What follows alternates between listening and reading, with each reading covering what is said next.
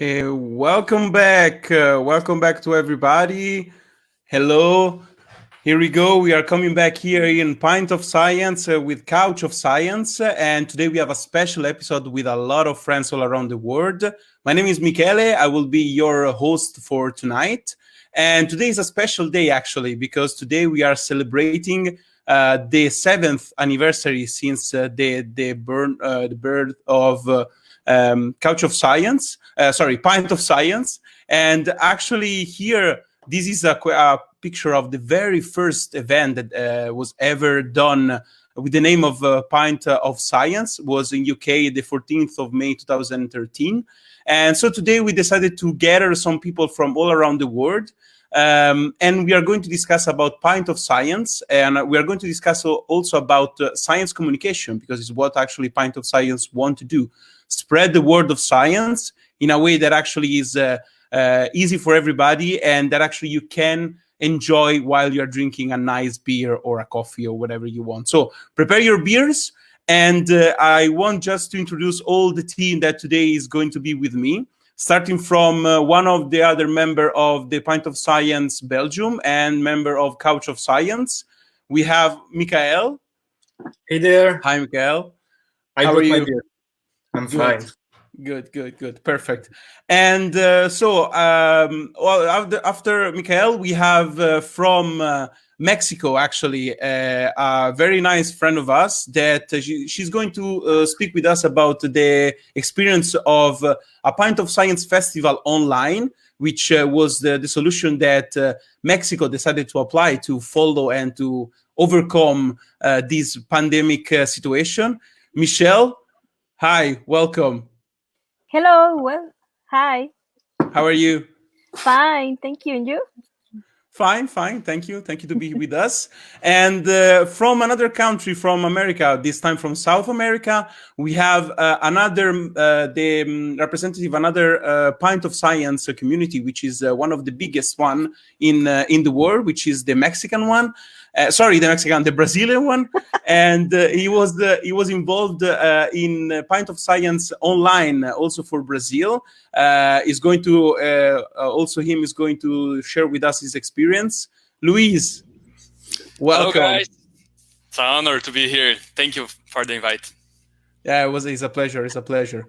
And then actually we jump on a plane, even though actually we cannot really do with this pandemic, but we will do mentally. And we go back to the north of America, and we have a member and actually responsible for Pint of Science US, and is going to share with us something very interesting about storytelling and science communication.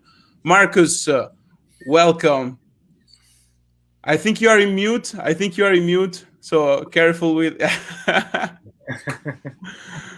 everyone. Thank you for having me. Hi, Marcus. Oh, good. I see that actually you are dressed up for the big occasion, which is nice. Yeah. Yes. And then last but not least, we have directly from Kenya, Johansen. Hi, Johansen. I hope that actually you can hear us because here we go. Yes. Hi, Johansen. How are you? I think there is a bit of delay, but I think we are fine.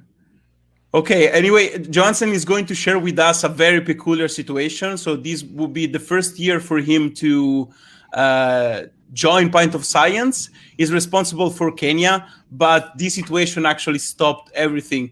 And so we are trying to discuss with him if there are any solutions that he can put together. If you have any tips from the audience, probably all of us will be very, very happy to hear. And okay, it's just... leave us for a second, but probably is coming back very soon. I will just leave the stage right now to Michael, which is going to introduce this topic, so science communication, with a very brief presentation. And we're not going to cheers? Oh yes, of course, of course. I didn't drink it. I have an excuse to drink here in Brazil. That's a very good idea, actually. Actually, yes. Forgive my bad manners. Actually, yeah. We should all share. Cheers. Also, Cheers, guys. you guys in the audience, if you want. And okay, so Mikael. Great. We're going to talk about science communication. But first of all, did you know what happened on the 14th of May, 1796? No, actually. Matteo knows it because it's the first injection of the vaccine of the smallpox that have been done. Oh yes. We thought about it. We talked about it at the very one of our episodes, I guess, 3 or 4 episodes ago. Probably you can find in our Facebook page or YouTube page the episode if you lost it. And yeah, there is also an explanation why vaccines are called like that, which was very interesting. And so this is a special date. In the end, it's a very, very special date, the 14th of May. Yes, exactly. But today we are here to talk about science communication. So science communication actually appeared as science and philosophy grew, so really, really far away in the ancient Greece. Science discussion took place in public debates where understanding and thought were debated by the whole society. During the Middle Age, science was not communicated much or only to the elites, as the spread was mainly done by books and not so much people were able to read. Following this in the invention of printing and as people were able to read, science books were spread. With the Enlighteners philosophical movement, science was discussed in salons and cafés, and the knowledge was spread through the encyclopedia and created and there and by the academias actually that popped up around Europe and also the USA. Of course, this history of science communication is based on an Occidental view. I'm quite sure there is a lot of science communication in the Arabic world and Chinese as well, but unfortunately I don't know it. No. So yes, as you can see in the slide, this is one of the first book of scientific vulgarization. So it's called The Newtonianism for the Ladies. I won't talk about the title. And it's written by Francesco Algarotti, that is Italian. It has been translated to French. Actually, I might read it. It's available on the internet. And thus, it's just explaining simply the rules of optic and light on 6 discussions with Newton. So you can go to next slide. Here we go. I'm doing a presentation. In 1831, the first association for science communication was created. It was the British Science Association that was created to obtain a greater degree of national attention to the objects of science. This association was the first of its kind and was created to promote understanding and adhesion to science and technologies. They used to have a yearly science festival in UK and a science week, but no, don't see any similarity to any association you may know. This association was mostly renowned for one of the debates that was in 1860. So the very year after Darwin created his theory about evolution. So Thomas Huxley, a biologist and philosopher, defended there the theory of Darwinism, saying to Wilberforce, a priest of Oxford, "I am not ashamed to have a monkey as an ancestor, but I would be ashamed to be connected with a man who used great gift to obscure the truth." He talking about great gifts. He was talking about the church. Oh wow! So during the 19th century, science was mainly discussed between scientists. as they were discovering it and going through it. But as the 20th century began, we have seen a growth of science communication to society through international expositions and mainstream media that appeared.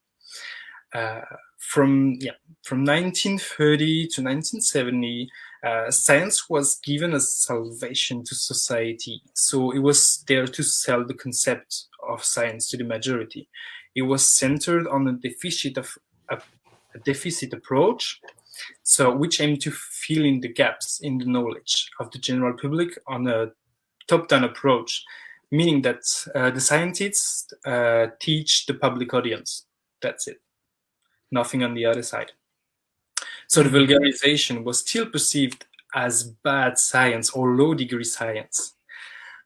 But what appeared from the 19th century, thanks to the rise of the media, some scientists became public figures.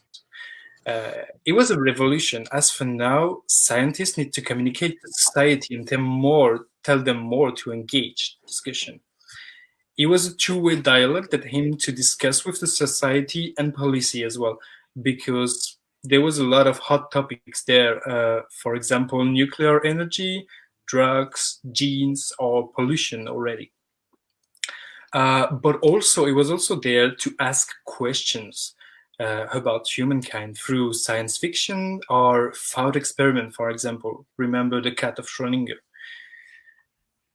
So citizen science is growing as the access to science in the making at this time. Oh, sorry. First thing I wanted to talk to you about, now we're talking about the early 2000s, where we see the end of the paternalistic top-down science for public communication. Now it's two ways, and there's no other way. So citizen science is growing as the access to science in the making as well.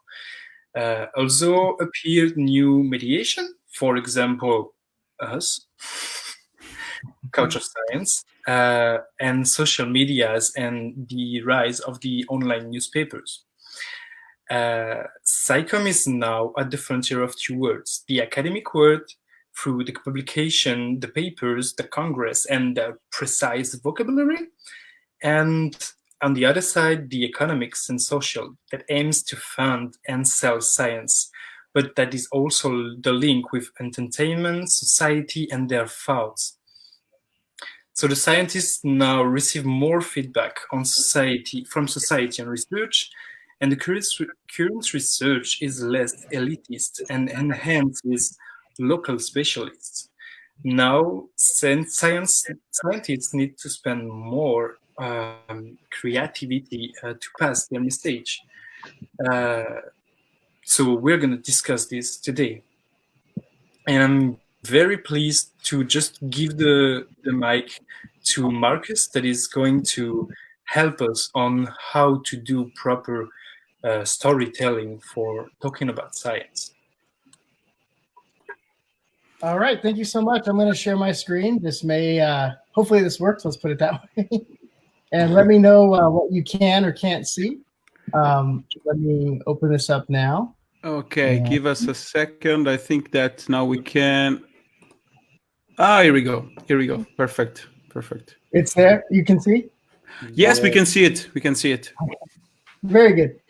Well, hi, everyone. My name is Marcus Rohn. I am a science communicator and educator.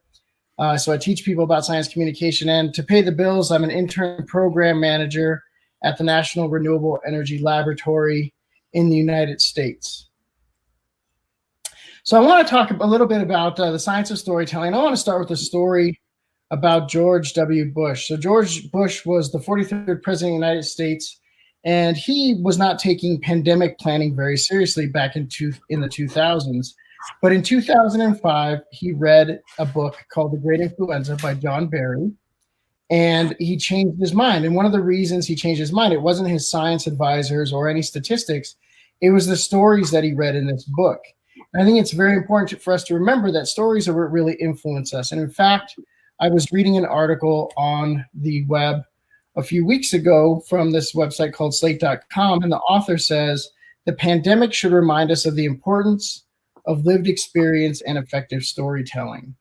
They state, that the East Asian countries had they were more effective in containing the virus because people remembered what it was like to have other outbreaks of viral diseases. In the United States, we didn't have that same collective memory, and so we are pushing back against some of the procedures that are in place. And so I want to remember that it's important to talk about statistics, certainly, but we also want to remember to tell people stories. Stories are more impactful than statistics. And you can find some stories online right now, which is kind of nice. Here's one of the websites, quarantinestories.today. You can see there's one story there in Belgium. I hope after this presentation, some more people go on there and share a story, maybe take a picture out of their window and take a look and see.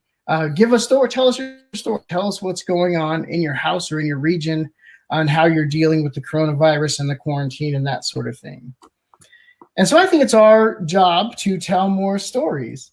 I think it's worthwhile to do that because storytelling is incredibly effective. And we're going to talk about how effective and why it's so effective.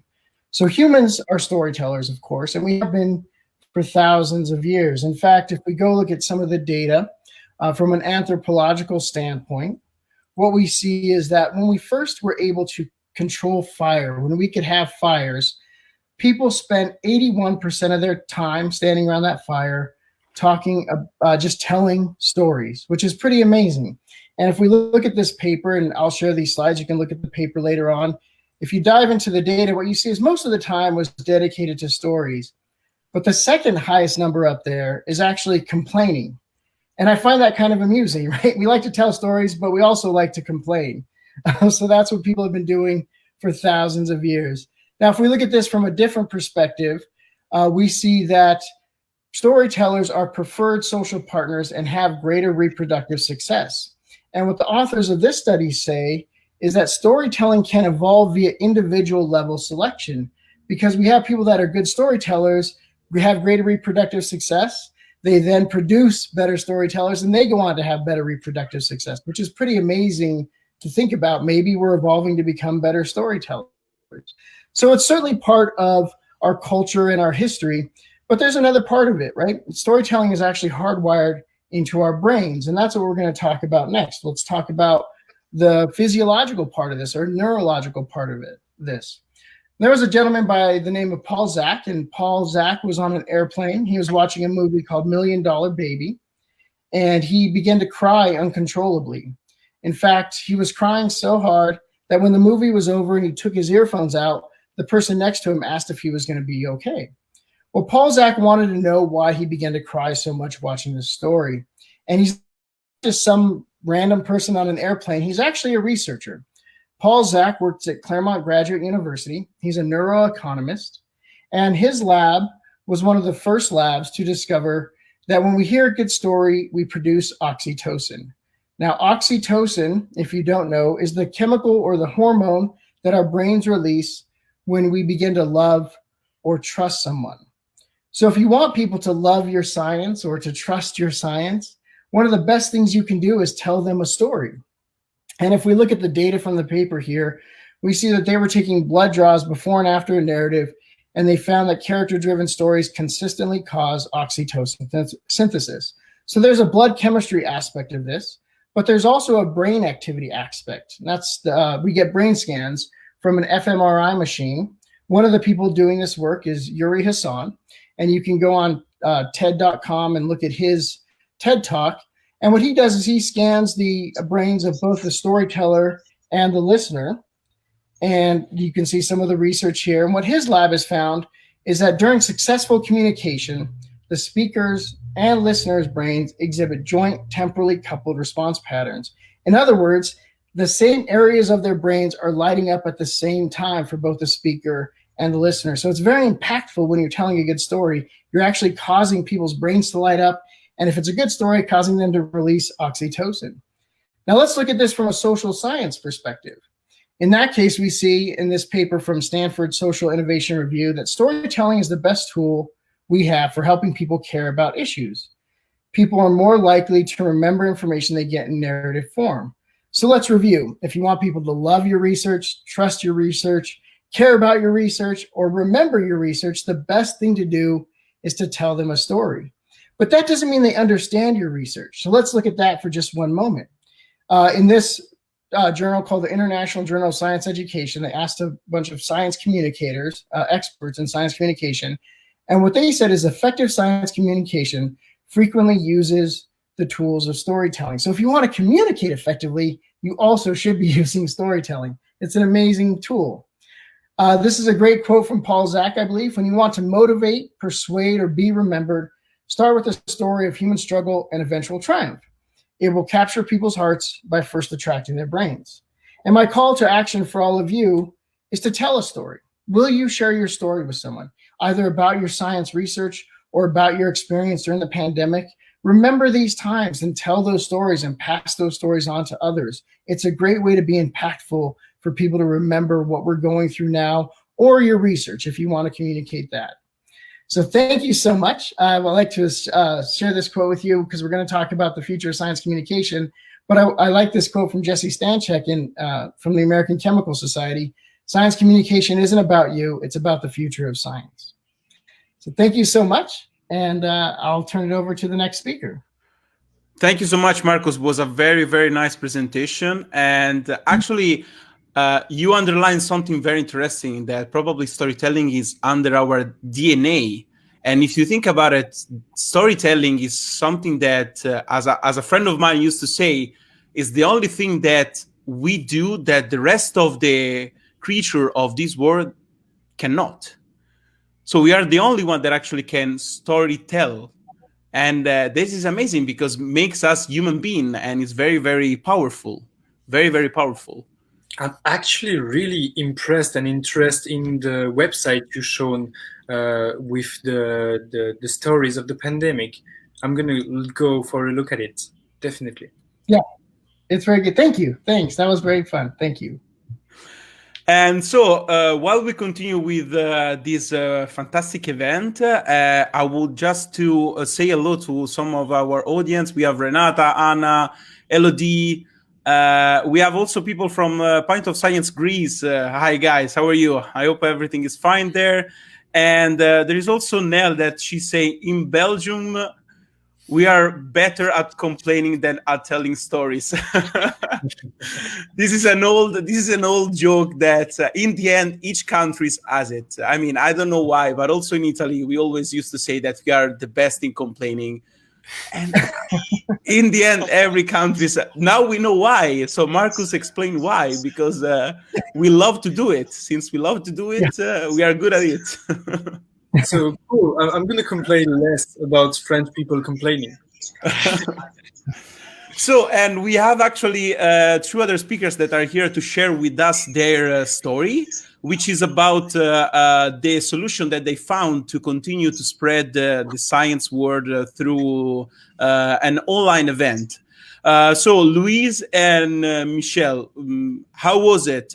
You were able basically to put together a Pint of Science online in the previous 3 days, because maybe not everybody in the audience knows, but in theory, before the pandemic, the Pint of Science, which is a global event, so it happens at the same time all around the world, should happen between the 10th and the 13th of May. And this was not possible, of course. But some of the countries, they decided to reinvent themselves. Here in Belgium, we do this Couch of Science experience. But in Mexico and in Brazil and other countries, they decided to do a Pint of Science online event. So we have here the pleasure to have the two representatives from these two countries that we are going to share with us this experience. I don't know who wants to start, but the main question is, how was it? Was fun? Was good? Because I already know something, but I don't want to spoil anything. Okay. I'm going first, right? Go Okay. on. I'm Michelle. I'm from Mexico. So I will share our experience. I don't know, there is my screen, right? Yeah, here we go. Yeah, thank you. Okay, this is our new image, actually, for this year. So here is our first day on Monday 11. We have two speakers, And also the May 12th, we have 3 speakers, which I think was the best day of our experience. And then May 13th, that we have speakers. So this is the image of all of them, and also two of the volunteers that are excuse me, but sometimes my English is not every day. So this is Paulina, and this is Sandra, and they in all the event, they conduct all the event. So which are the experience? I mean, this was all the statistics. I must say that I'm really proud because we did this in just 1 week. 1 week before we contact all the speakers, they say, okay, I'm in, which was like, oh my god, thank you very much, because we are really rushed on this. Because all the pandemic, normal life, and just working and done, so it was really crazy. And at the end, we have prom of the 1,000 people, just viewers in on the 3 days. So I was really happy of that, because actually I was expecting maybe 30, no more. Because also in Mexico is really difficult science. I mean, we are a developed country, so there is not much science communication. There's not science culture. So in this thing, we are expecting maybe 15, no more. And 1,000, oh, I mean 100, but like, okay, we did it good. They The 2 hours of the event, the all the people was there, so we're really happy on that. And also because much people is following the our social media, so we are really happy with the experience. I think we did the right thing to choose the online events, because we're not sure also for September, because Mexico is still in phase 3. So government is not announced what is going to be on September. Just maybe that normal life will be able to conduct in September. So not sure. So maybe this is the best way. Also was cheaper, I think. It was cheaper. Can be easier, because when you have the Pint of Science in 3 days, it's crazy. Your life is completely 24 hours on Pint of Science. You run from one pint. You're always on your email, your cell phone, and so on. So in those 3 days was like, okay, just half of my time is on this. But we're really happy in Mexico because of this. So I I'm not we are not too much people at Brazil. I'm still waiting Brazil presentation. But for Mexico, I think we are really, really happy. No. Mexico is dealing good with the COVID. Mexico is laughing of COVID since December. I mean, since December was like people doing piñatas about COVID, and Mexico was like, okay, this is Mexico. We don't eat just sometimes. So COVID was okay. COVID cannot kill us because we are Mexican. So come on, we can eat almost the ground and we're still alive. But it's kind of difficult because I live in a border with United States, and all close to San Diego and so on. So that part of United States, it's heavy in COVID. So the border in Mexico is also expecting what is going to happen in United States. But the rest of the Mexico is good. I mean, we are until today. There are a lot of people that don't believe in COVID. They think there is a government conspiration and that China want to control us. I mean, I don't know. Yeah, So, we fun. hearing We all that share that it's thing. a really good thing that you're able to share about science. Yeah, yeah. Yeah, that's why. Congratulations.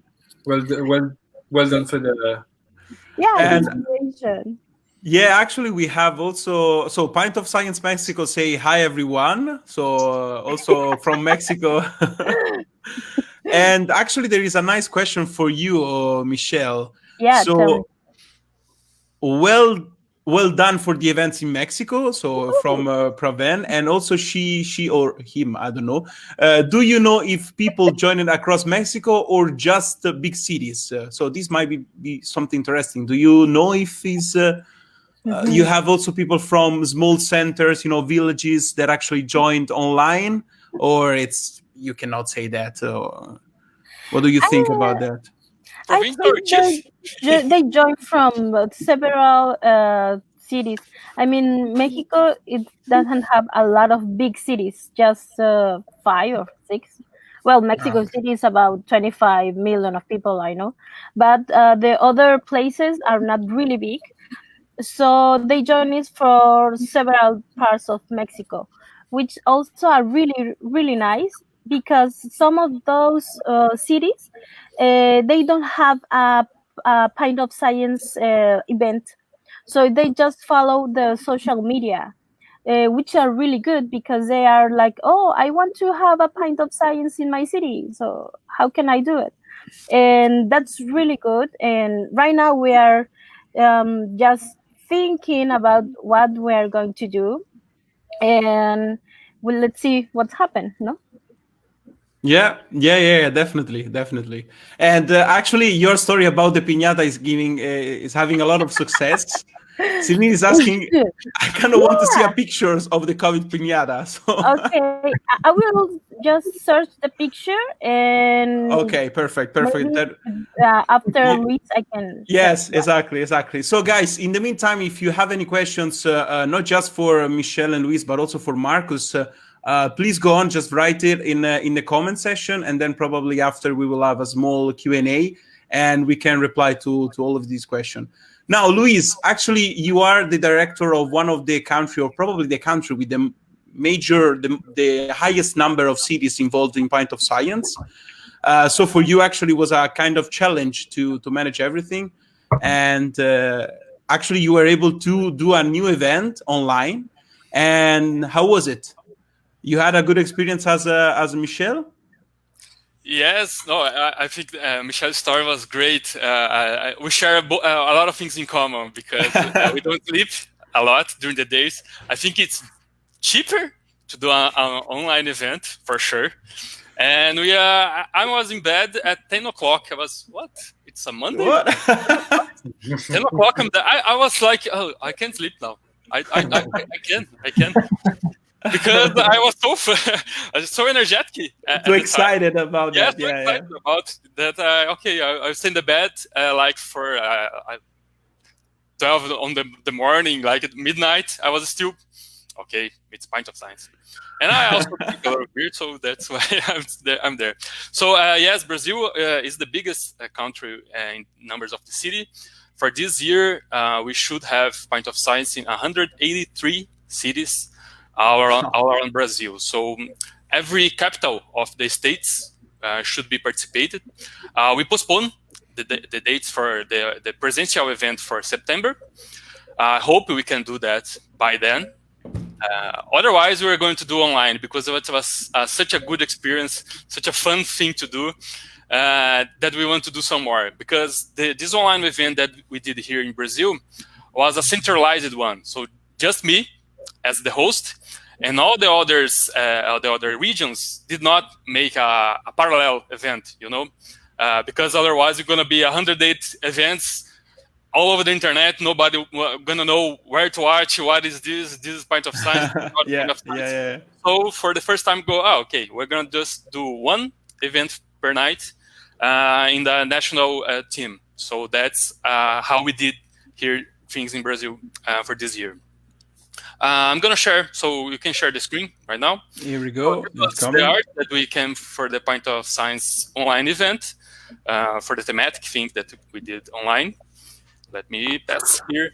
So for the first night, we talk about how Pint of Science is here in Brazil, because we have 7 different regions here in Brazil. And Pint of Science is different in every region. So here in São Paulo, I'm São Paulo, here in Brazil. It's very different from Manaus, for example. It's where the rainforest is. Pint of Science there is very different from here, from São Paulo. So we did this big meetup, online meetup, to tell about people how is the Pint of Science outside São Paulo, how the Pint of Science is on Brasilia, or in other cities around the country. It was pretty fun. It was pretty nice. So because you can share stories about, like Marcos was telling about storytelling. It's a different culture here in Brazil, in different states. So it's very good to share some stories with all the people. It was a very nice event. By the end of the night, on the same day, on Monday, we did a fake news on science topic. It was very fun. It was very good also, because we invited Natalia Pasternak, that was the former national director for Pint of Science. So from all the beginning, since 2016, she was the national director. And this year that I am as the national director, but she was there to talk about fake news in science, because here in Brazil, it's crazy about the COVID, not just about the COVID. A few years ago, we had a miracle cancer pill that was a thing here in Brazil. And Natalia came out as one of the most scientists to speak out for that kind of thing, to try to debut that miracle cancer pill. So she became very famous here because of that. And now we face the same thing against COVID. Like in Mexico and other countries, probably there are some people that don't believe that COVID is a real thing, that the virus is a real thing. Besides that, here in Brazil, we have a very peculiar political thing right now. So we have two parties. One that hate each other and the other that hates the first one. That's it for here in Brazil. And one is against science, is not taking science serious. It's different here in Brazil because we don't know who to follow. Yes, I know who to follow, but people here in Brazil, they don't know who to listen, because the president says something, the other guys say another thing, scientists says a completely different thing from our president. So people here in Brazil don't know which one, what to believe. So it's a difficult time. So in Pint of Science, the first event was about this, to try to bring to people something so they can learn from the science perspective. So it was very, very good. On the second day, we invited a teacher a professor from Amazonas, from Manaus. He is in the middle of the pandemic right there. It's crazy. His father got COVID on the same day. He was in the hospital, so he just came to the Pint Online Science event, so he can fresh up the idea. He was so inside, take care of his father, that I need to relax a little bit. I want to talk to you about science. He works mainly with the diagnostics for COVID and vaccine development also for COVID and other virus. So he's the second line of the front. First is of course the medic, the nurses, and he's like we say here, he's in the second wave of this, in the second front line of this. He's in the research thing. So that he had a very good time with us. He told us after the event that, thank you guys to invite me. I need to put my mind on something else other than my father on the hospital. So it was very good. Yesterday was the last day for the Pint of Line experience. Oh, sorry. We use these tools. We can talk later about this, but this is the main tools that we use to do the online event. Okay, so this is the picture of the last night from the last event. Carola, she's an astrobiologist, so she studies things from a perspective to try to colonize Mars. So she studied mainly yeasts that can support a lot of high temperature, high gravity, so things like that. And she was on the brewery. Yes, that's the word. Brewery factory. Or make beers, okay? Because in Pint of Science Brazil, we are going to make a beer for the festival. And yes, we have Carola. She isolates wild yeast just to do a special recipe for our beer that should be ready right now, but it's not because of COVID. So that's another thing. But she was right there to trying to come up with the recipe for this beer. I'm gonna ask Belgian directors to do for that, definitely. Well, for sure, we need to do that. Once you have it, actually, you need to ship us a box, and we are going to ship a box of the Belgian one. Okay? No problem. We can do that. It will be a pleasure. And Bessa is also a regional coordinator here from Pint of Science São Paulo, and he's also a researcher. He researches how animals behave when they are isolated. So animals not just with humans, but he studied with I think it's some kind of cat, wild cat here in Brazil, and he was talking to us about that. How is the animals stays like when they are took out from the natural environment, you know. So and then afterwards we did a parallel with our situation right now with a human psychologist. The QR code that you're seeing here is for a campaign that we did to raise funds for institutes that are are fighting COVID-19. So universities, research institutes, they're trying to come up with alcohol, to EPIs that to protect people, face masks, gloves, all that kind of things.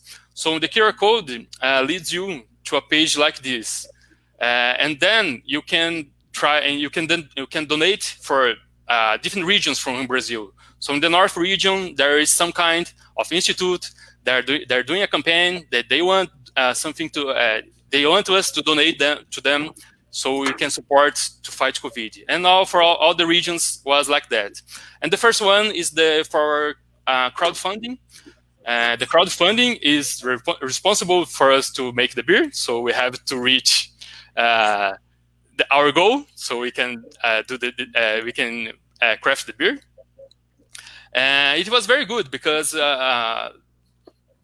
during the online event, I think we managed to gather like 10,000 reais just during the event, so it was very good for us. Here are just some pictures from people all over the internet that are sharing their how they are watching us during the online events. Okay, so different parts of the country here, from the different kinds of different days during the online events here in Brazil. Also, I put 2 times that same cup because it's very nice. That's great. Here we have a guy in the middle, one of the middle pictures. He's holding a Erlenmeyer, and he have a DNA tattoo on his arm. Okay, so wow, he's a very science guy.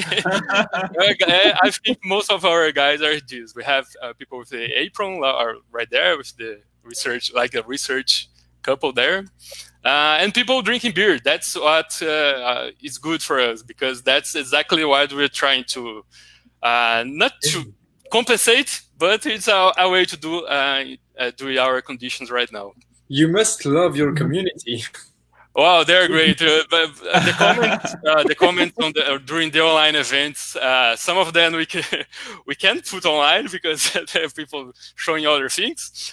But they are great. It's an amazing thing to do this kind of thing here in Brazil, and the community here is great. They are doing the Pint of Science. We're just doing the show for them. It's very good. And here are just the numbers that I got early on. For the first day is the bottom one.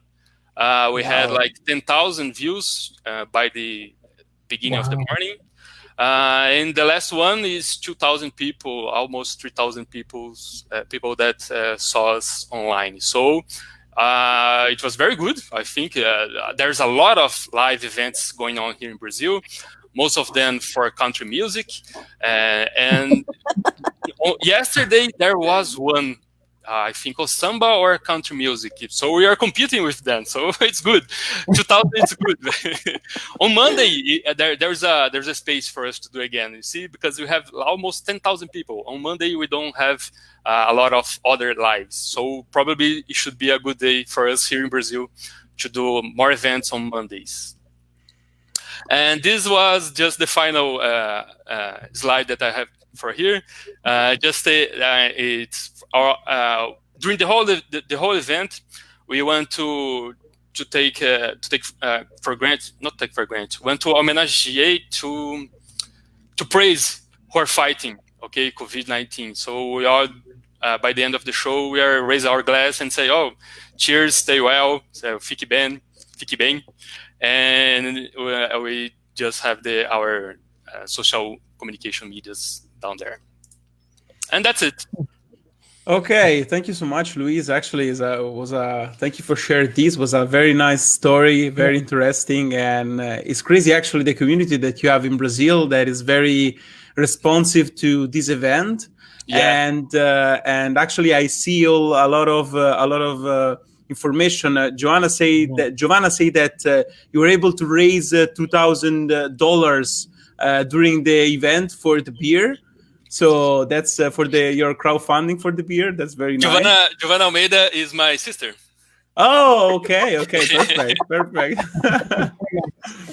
Perfect. And actually also Praven, which I have to apologize, and she's a she. You for sure need to apologize. She's a she, and she's also one of the founder of Pint of Science. So thank you to be here, Praven. I probably ruined my possibility to rank up in the Pint of Science organization. But thank you to be here, and happy birthday, actually, because it's also your birthday today, because today is 7 years of Pint of Science, so you have to celebrate with all of us. And guys, if you have any other questions from the audience, I don't know if you, Mikael, you have a question for our... I have one, actually. My question was to know for Brazil and for Mexico, if you changed your program, if you stuck to science, only science not related to the current news, or if you did it another way. So maybe in Brazil, how was it? Sorry, I have a problem with my phone. Can you repeat, please? It's okay. So for Brazil, did you change the program so you speaker, or did you keep them some of the one that were remaining, not talking about what was in the hot topics in the newspaper? Yeah, no, we did the both things. You know, we leave COVID for the background, but we are talking about a lot of different things. You know, we talk about, for instance, the fake news thing was not just about the COVID-19. We have a lot of, like the cancer pill. We talk about that. On the second day, we have the history of pandemic. So it was not about COVID-19 because it's very new. But we talk about the Spanish flu and all others pandemic that we already faced. And it was great because Ethel Maciel, that was the professor that I was presenting, she bring pictures of the art pictures for how the artists represent the moment by then. So she was telling the story about, okay, this is how they represent, this is how the people at that time see the pandemic.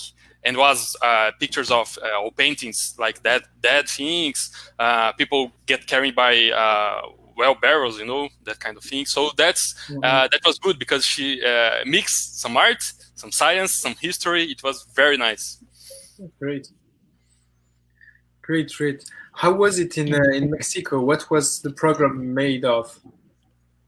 Oh, the program was completely new because the speakers that we already have confirmed, we just moved to September. So in order just to keep the same speakers, we found a new one. So uh, we don't repeat. And about the themes, they was completely different from COVID because fake news is so much in Mexico social media. I mean, uh, one of the things that in Mexico happened that people is put alcohol gel in the dog's pet because because people think the dog just keep the COVID into the house To the house. or into in the people. post. So Yeah. come on, there is a lot of dogs in the veterinary because the people just put the alcohol direct into the pots. So we Totally. think that right now is the best, not just to forget about the COVID. I mean, just to have another experience and to get a little relaxed. So I think we have a really good with response. I don't know if I can share the pictures of the piñata. Piñata, please. Okay, I will. Please do it. Please do it. We are Yeah. all curious about it. Okay. Here we Yeah. go. I think I have it here. Beginning. Wait, it's loading. Okay, there is one. Oh my god. This one. The left one is the original, and Uh-huh. the right one is with Lopez Gatel, and he is the chief of the health in Mexico. He's dealing with all the COVID pandemic. So, which is really weird because Mexico right now is thinking that he will be the president of Mexico, because for first time we have a scientist dealing with the pandemic, and we have a scientist that Mexico knows that is in government, because actually all the governments just was politicians, but he is a science. So Mexico is like, oh my god, he knows. I mean, I will ask Lopez Gatel, also for the April 30th was the Children's Day. They have a media game about the children. Children, ask Lopez Gatel what you want to know about COVID. So right now, I think a lot of children in young age, they are thinking about be a scientist, a biologist, biotechnologist, or so on, because people is really crazy about I mean this guy. I will Great. share another picture My God, I'm here. so jealous of Mexico right now. There are here some other piñatas. I mean, Oh my uh, god. There's a Kinder Ovo. there is a normal With an egg. street in Mexico. There is actually a really pretty piñatas. I mean, they're really, Yes. really nice done. So come on. That's So crazy. That's the Great. last crazy. this one, Oh no. I will share the history of this. This little girl, it seems Susana Distancia, which means the Social meter and a distancing. half that we have to be between one person and one another Yeah. person. It's So social the Mexico distancing. government, because I mean it's Mexico, so we're always running and laughing and so on. So government say, okay, you cannot touch each other. So how can we explain the people that we have a lot of people that doesn't read, doesn't know how to read, doesn't know how to write. So how can we teach the how can we teach all of them that just have to keep the safe distance? So they create Susana Distancia. So that's why the SARS-CoV-2 is in the hands of the girl, because we are also have cartoons about COVID, and all the government is doing this because it's the best way to get into all the people. I mean, because that's how we live in Mexico.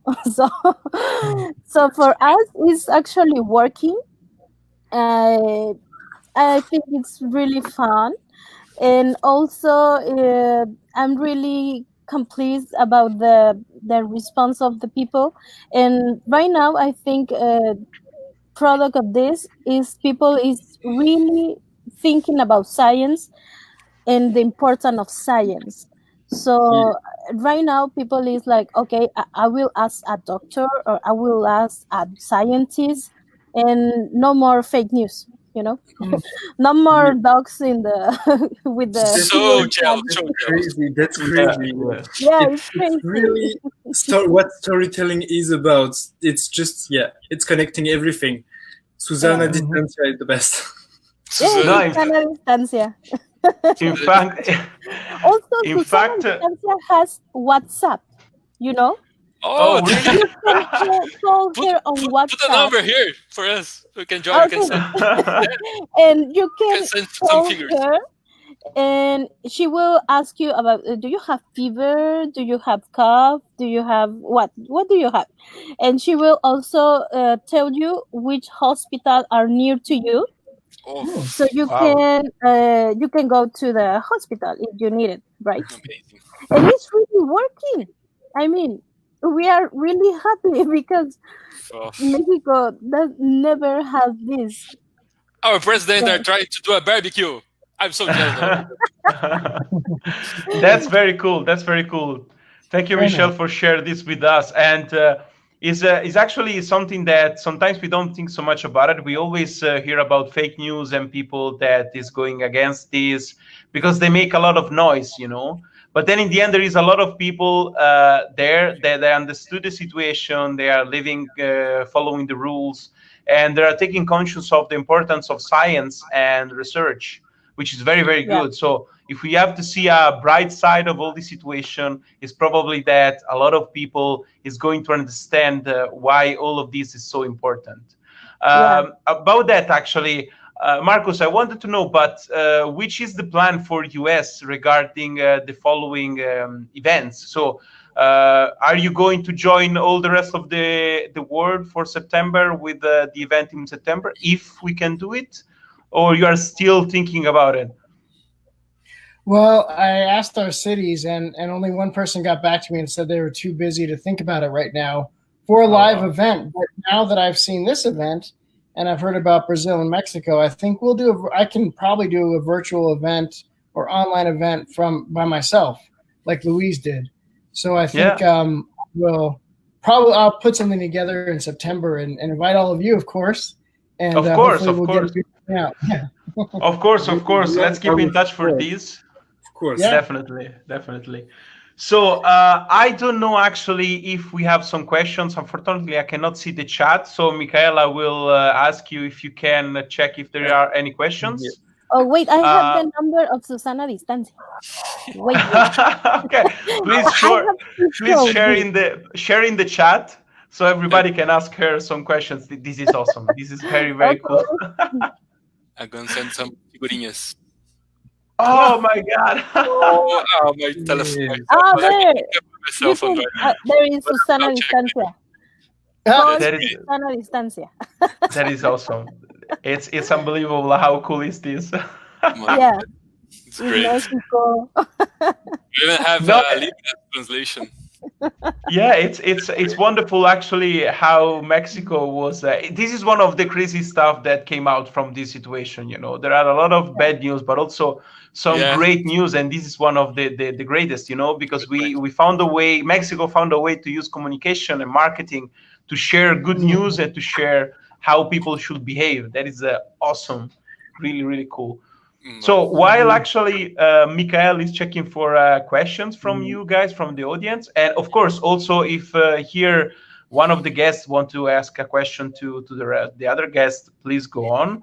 I will just remind to our audience that next week we are coming back, next Thursday, 6:30, and we are going to have a special episode regarding protein alternative, which is actually is a very delicate topic, and we asked to a very nice guest to join us and to explain us how actually we can have an alternative, and why probably meat is not the only thing that we can eat to have proteins. Which is, if I say this to my grandmother, probably she's going to have a shock about it. But okay, it's Italy is like this, and we have our tradition. Mikhail, so we have some questions. Yeah, actually, I have one comment that is really, I think it's wrapping up everything. Ana Laura is saying that she's so proud that Brazil just came to Couch of Science Belgium. We are so proud about that. Yeah. Ana Laura is one of the regional coordinators here in Brazil. She coordinates Rio de Janeiro, the states of the Rio de Janeiro, and Espírito Santo. We're actually she's amazing. Yeah. She have to come up with a lot of things because people from there are difficult. Okay. Great job. Okay. I don't know if we want to explore this topic, but thank you, Anna. It's a pleasure to have all of you here, guys. Marcus, Luis, and Michelle. Unfortunately, I think that Johnson is not able to have a stable connection to speak with us, which is it's a pity. So I don't know, actually, Johnson, we say you hello, big hug, even though actually with COVID we should stay in distance, but anyway. And probably in the next week we are going to share some news from him. Maybe we are going to ask him some questions, and then maybe do some posts with some pictures from Kenya, because in the end he was able to organize a very small Pint of Science Kenya in March, before the lockdown was imposed also in Kenya, and he shared with us the picture. So probably we can also share the picture on Couch of Science. And guys, of course, for all the audience, please follow all our channel, not just Pint of Science Belgium, but also Pint of Science US, Brazil, Mexico, and you will find a lot of information. For now, I have another question, a last question for Luis. Praven just see that one of the event was 2.5 hour event. Wasn't it too long? Yeah. Oh, well, we can share after this the peaks that we have, because at about 1 hour we have reached a peak at about 1,500 people. That's a good number. 1,500. Yes, 1,500 people. During all the event, the average number of people watching us was about 1,000 people. Even though we stay for 2.5 hours long. It's not a long event, but you have to do something like put more than one speaker, for sure. Yeah, of course. You need to change your topic. Yes, this kind of interaction that we have here is a good thing to do, because people get boring, And with the slides is a good thing also, because here in the presentation we can change in this StreamYard. We can change. We can put just the presentation, just the speaker. It's a good thing. A 2.5 hours long just talking, no, it's not going to work. But it was nice. And we stay as long as there are people there. But yesterday, there was still 300 people watching us, and it was already almost 10 o'clock. So we shut down just because. Yeah, just because. And actually, this make me think about a question for Marcus. So Marcus, you did this very nice introduction regarding storytelling and science communication. What I was asking you that, do you think that storytelling can be dangerous for science sometimes? Because in a certain way, fake news is also this, storytelling, but used for a bad word, a bad scope. So how actually scientists and communicators can fight this, in your opinion? I think the story has to be true. You can tell your story without necessarily... you don't have to add. It's not a fairy tale or fiction. It's a real thing. You just have to have a structure and like a beginning, a middle, and end. Sometimes you hear scientists, they just give you a lot of statistics and then say, here was the result. Well, what happened? What made you come up with that idea or that thought, or what made you want to research that? What struggles did you have? And then what was your result? That will give us a story, and then I'll remember that better, more so than if you just say, here was the statistic, or here was the result, and here's what came out of it. So I think just by putting some of those elements, it doesn't have to be everything, but some of those elements in, it'll help people remember the research better. So I don't want to say it's going to be like a fiction or a fairy tale, but just something that has some structure to it. Okay, so basically the structure for you is the most important, and the fact that only data is not so right. sexy, let's say, for the audience. So we need to put together truth and storytelling. Basically, this is what we need to do to engage people and be able to tell them stories that are not just fairy tales. Yeah. Right. So when I heard about the scientists studying about the animals in isolated animals, I thought about zoos, and maybe that scientist, when he was younger, thought, oh, I don't like to see all these animals caged up, and then he decided to go research. I don't know, but I would love to hear that story, because that would be yeah. That's what I want to hear. That's true. In this word, storytelling will help us a lot. And sometimes I might say that we are a bit, over storytelling because we have stories from everywhere, and it's important that also people understood how to choose the good stories, to understand. And probably science has a strong weapon, which is data. So it's something that you can transform and create something very interesting and engaging. But of course, people want to have a story and to get involved in that, and it's important. It's important. That's for sure. That's too bad we lost Johansson, because someone was saying, Mash was saying that he was enjoying here or his pin from Kenya. Yeah. Actually, it's really a pity, but unfortunately, the connection is not that good. Sometimes with this kind of live event can happen. So it probably will be for the next time. Yeah, another thing that for online event is the stable internet connection. Like yesterday, 5 minutes before we enter live, I have a internet connection problem. So that's a classic. That's a classic. Yeah, it's always like this for Couch of Science. 5 minutes before, we always have a problem. Most of the time, my camera was not working just before. Most of the time it's me. Most of the time it's my fault. Like 99% of the time it's my fault, but in the end we always figure it out how to do it. Yeah. So today it did not last that long. No, exactly. So guys, Renata from the background saying really kind words about Pint of Science Kenya. And of course, if we have the opportunity to just invite you to another event, we'll be glad to have you on our couch. Probably if you take some video from Johansson, just to project, of course, it would be better. Otherwise, to depend on the connection. That would be very nice. If he sends some words, via WhatsApp, via whatever, you probably should put here. It would be better.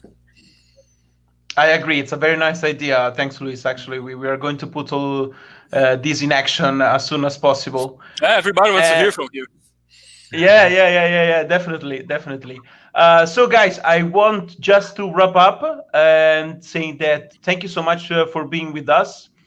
Michelle, Marcus, Luis, was very nice to have you here.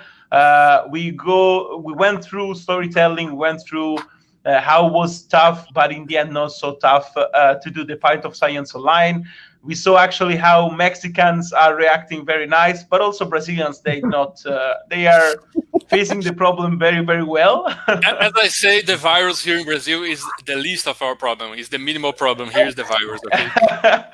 Yeah. Unfortunately, it's the situation for a lot of countries. It's and then thank you to Marcos actually that demonstrate with data that people is not always just complaining; it's also telling stories, which is very good to know. Very, very good to know.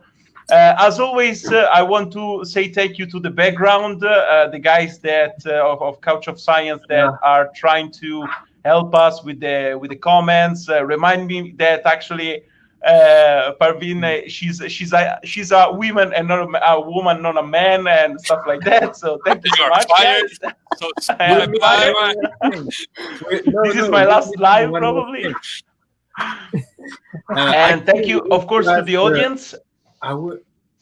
We need to ask to our colleagues, what is your pro tip to survive the situation you're facing? Oh, of course, I was forgetting. That's true. Very, very nice catch, Mikhail. So what actually we do as a tradition, at the end of each live, we ask to our guests how they survive or they survived this situation. So if you have to share with us, if you want to share with us like a TV show, a movie, a game, a video game, whatever that helped you or is helping you during this moment where we are confined in our houses. So do you have any suggestion? Netflix is good. I mean, it's pretty good. I'm on the Last Dance, the program from Michael Jordan. It's pretty good. Oh yeah, The Last Dance. good. The Last Dance. Yes, I'm following as well. Dance. And home working.